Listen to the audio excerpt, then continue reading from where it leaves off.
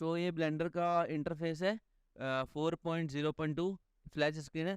हम इसके right side या कहीं भी क्लिक करेंगे साइड में, जैसे ये फ्लैश स्क्रीन हट जाएगा, ठीक है।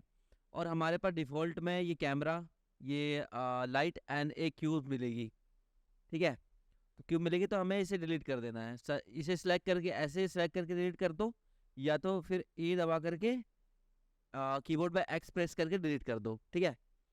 आज हम सीखेंगे टूल बार के बारे में। जो यहाँ पे सारे ऑप्शन है ये टूल बार है, ठीक है। तो इसके बारे में हम सीखेंगे कि इसके सारे टूल को इस्तेमाल करेंगे, जिससे आप समझ पाए कि टूल बार क्यों इस्तेमाल होता है देन। और ठीक है, तो स्टार्ट करते हैं। तो शिफ्ट ए प्रेस करने पे हमें ऐड का ऑप्शन आ जाएगा। देन हम यहाँ पे जाकर के क्यूब सेलेक्ट करेंगे, ठीक है।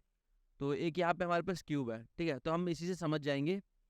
तो देखिए, सबसे पहले ये हमारे पास ना, इसको लॉन्ग प्रेस करने पे ट्विक दिया है, ठीक है। ये सिलेक्शन टूल है, ये देखो ट्विक है, सिलेक्शन बॉक्स है, फिर सेलेक्ट सर्कल है, देन सेलेक्ट लेसो है, ठीक है। अगर हम यहाँ पे सेलेक्ट लेसो करेंगे तो हम यहाँ पे जैसे इसे ऐसे सेलेक्ट कर सकते हैं, ठीक है। देन हम दूसरा क्लिक करेंगे तो सेलेक्ट बॉक्स है, ये हम बॉक्स के थ्रू हम अपने ऑब्जेक्ट को सिलेक्ट कर सकते हैं, ठीक है। यहाँ पे सेलेक्ट सर्कल, तो यहाँ पे सर्कल सेलेक्ट होगी, ठीक है। सर्कल से हम सेलेक्ट कर सकते हैं बहुत सारे ऑब्जेक्ट्स को, बहुत सारे मतलब एडिट मोड में, ठीक है। देन यहाँ पे है, फिर हम यहाँ पे इसे बॉक्स इस्तेमाल कर लेते हैं। देन फिर ये है कर्सर टूल, ठीक है। तो कर्सर टूल का आगे आपको बहुत इस्तेमाल अभी ज़रूरत पड़ेगा, लेकिन हम बस बताए थे कि इसे क्लिक करने पे हम कर्सर को कहीं भी मूव कर सकते हैं, ठीक है। और इसे अनक्लिक करने के बाद आगे इसे फिर किसी दूसरे को क्लिक करने के बाद कर्सर मूव नहीं होगी, ठीक है। तो हमें कर्सर मूव करने के लिए इसे क्लिक करना होगा, जिससे हम कर्सर को कहीं भी मूव कर सकते हैं। चलिए एक एग्जांपल दिखाता हूँ। जैसे मान लीजिए कर्सर हमारे यहाँ है, ठीक है, और हमने इसको सिलेक्शन टूल को क्लिक कर लिया। देन हम फिर यहाँ पे क्यूब है, तो अगर मुझे क्यूब को यहाँ लेकर के जाना है, ठीक है, तो मैं चाहूँ तो इसे G+Y एक्सिस पे इसे यहाँ लेके जा सकता हूँ, ठीक है।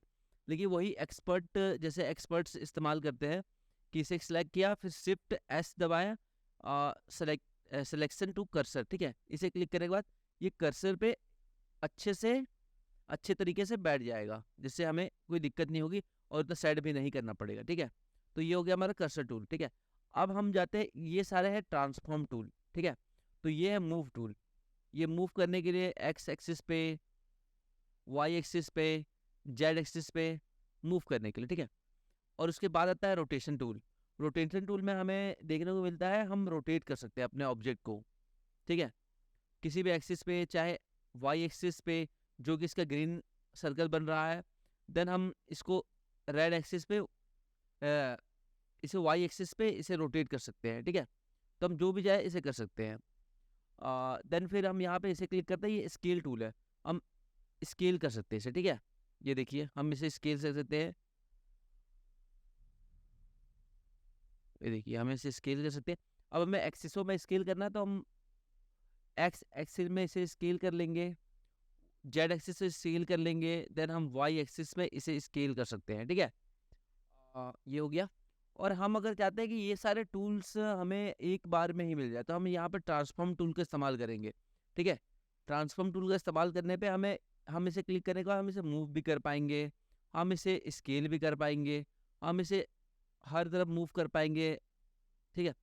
और हम इसे रोटेट भी कर सकते हैं। तो हम ट्रांसफॉर्म टूल का इस्तेमाल करने के बाद सारे तरफ से इसे ट्रांसफॉर्म कर सकते हैं, ठीक है। अब हमारे पास आता है एनोटेट टूल, ठीक है। तो एनोटेट टूल का इस्तेमाल होता है हमें किसी को कुछ समझाना है या कुछ चीज़ें ऐसी बतानी है, लाइक कुछ लाइव क्लासेस है, या हमें कहीं कुछ मार्क देना है, ठीक है। यहाँ पे कुछ ऐसे मार्क देना है एनिमेशन में हमारा हेल्प हो सके, देन हम एनोनेट टूल का इस्तेमाल करते हैं। फिर एनोनेट टूल के बाद आता है एनोनेट लाइन। तो यहाँ पे ये एनोड जैसी लाइन बनती है, हम कितनी भी लाइन बना सकते हैं, कैसी बना सकते हैं, जो हमारी एनिमेशन या फिर हमारे रिक्वायरमेंट के हिसाब से हेल्प करे। देन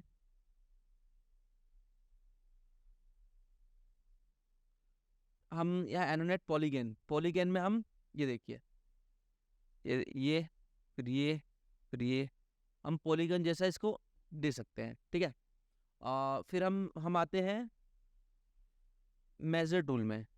तो मेजर टूल का उपयोग होता है, इस्तेमाल होता है, लाइक हम कहीं 3D प्रिंटिंग में किसी के लिए क्लाइंट के लिए मॉडल बना रहे हैं, या फिर हमें कुछ ऐसा मॉडल बनाना है जो जिसमें मेज़र हो, तो इसे हम मेज़र से नाप सकते हैं। देन हमें इसको ट्राई करते हैं, यहाँ से लेकर के यहाँ तक हम मेज़र करते हैं।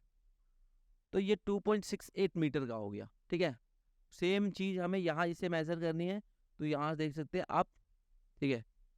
ये देखो ये मेज़र हो गया 2.68, ठीक है। ये हो गया मेज़र टूल। अब हम इसे इसे इरेज़ कर देते हैं। ये सारे टूल मिल गए और यहाँ पे आते हैं हम ऐड टूल, ठीक है। तो ये ऐड टूल है, इसकी वजह से हम कहीं भी क्यूब बना सकते हैं, ठीक है। तो सिलेक्ट करने के बाद इसे क्यूब बन जाए।